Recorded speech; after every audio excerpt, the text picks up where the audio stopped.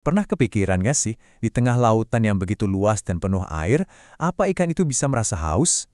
Kedengarannya mungkin aneh ya, tapi jawabannya, wah, bakal ngebawa kita menyelami salah satu keajaiban biologi yang paling keren.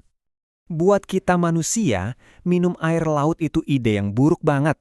Udah pasti bikin kita dehidrasi parah. Tapi, gimana dengan ikan?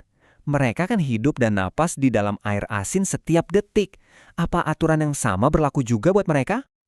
Oke, untuk ngerti ini, kita harus lihat dulu masalah yang dihadapi ikan laut setiap saat. Coba deh bayangin, kamu lagi terapung di lautan air, tapi kamu justru terus-terusan berisiko mati kehausan. Nah, inilah yang namanya paradoks asin yang mereka alami. Kuncinya itu semua ada di keseimbangan. Jadi gini, tubuh ikan itu pada dasarnya jauh lebih tawar daripada air laut di sekelilingnya. Ibaratnya nih, kayak kita masukin spons yang isinya air tawar ke dalam seember air asin. Kira-kira apa yang bakal terjadi? Tentu aja, air dari dalam spons itu bakal kesedot keluar.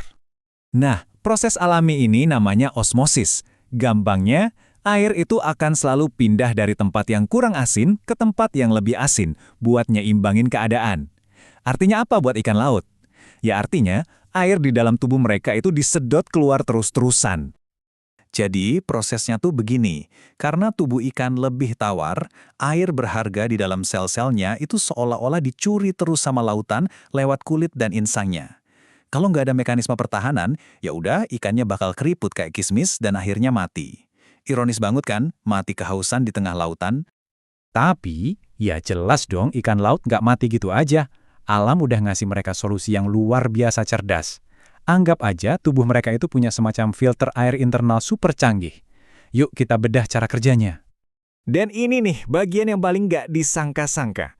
Buat ngelawan dehidrasi, ikan laut justru ngelakuin hal yang harusnya membunuh mereka. Mereka sengaja minum air laut yang asin itu.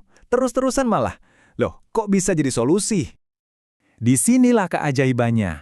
Begitu air laut masuk, tubuh ikan langsung kerja. Langsung milah-milah, air tawar yang murni diserap buat hidrasi, sementara sel-sel super khusus di insang dan ginjalnya kerja kayak pompa super efisien, nendang semua kelebihan garam balik lagi ke laut. Mereka benar-benar mengubah racun jadi sumber kehidupan.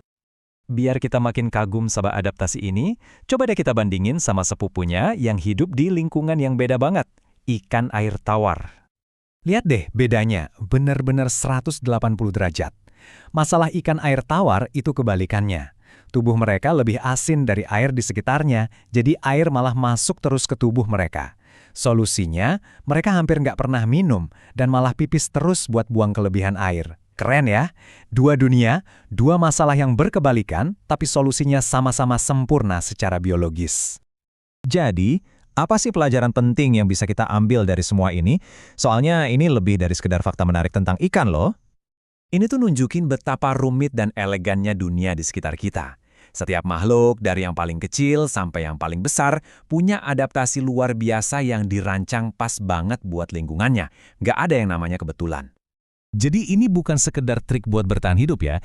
Ini adalah sebuah sistem yang sempurna yang ditempa selama jutaan tahun. Kemampuan ikan mengubah air laut yang mematikan jadi sumber kehidupan. Itu bukti nyata betapa cerdasnya desain di alam ini. Jadi, lain kali Anda lihat seekor semut ngangkat beban yang kelihatannya mustahil, atau sehelai daun yang selalu bisa menangkap sinar matahari, coba deh ingat soal ikan di lautan ini. Dan coba tanya ke diri sendiri, kira-kira solusi cerdas apa lagi ya yang sebenarnya ada di depan mata kita, yang cuma nunggu buat kita temukan?